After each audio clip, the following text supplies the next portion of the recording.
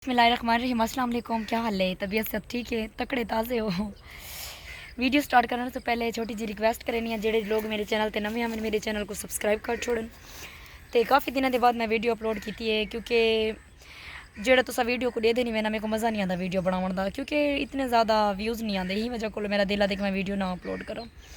तो घर के वैसे काम काज भी होंगे पे ऐसे इंसान दे, बस चलो कोई नहीं, फिर भी कभी कभी वीडियो अपलोड कर गिनदियाँ वाल भी काफ़ी लोग परेशान होंगे, कॉमेंट करें। कोई लोग तो सफिया डेली की वीडियो बनी कर, यार टाइम नहीं मिलता है तो वीडियो बनाने का। जो टाइम मिलते तो वीडियो अपलोड करें या बने नहीं आता, तुसा दे देनी वे व्यूज़ नहीं आते सोने, तई वजह को वाल दिल नहीं आता।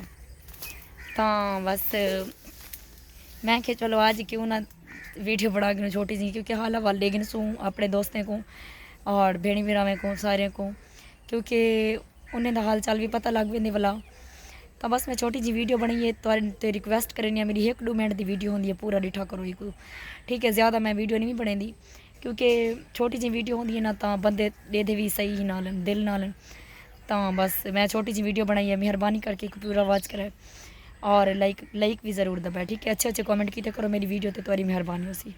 नेक्स्ट कल वाली वीडियो मुलाकात करनी है नवी वीडियो नाल। बस मैं खैर खैरियत वास्ते ही अपनी वीडियो अपलोड की है। अल्लाह हाफिज़।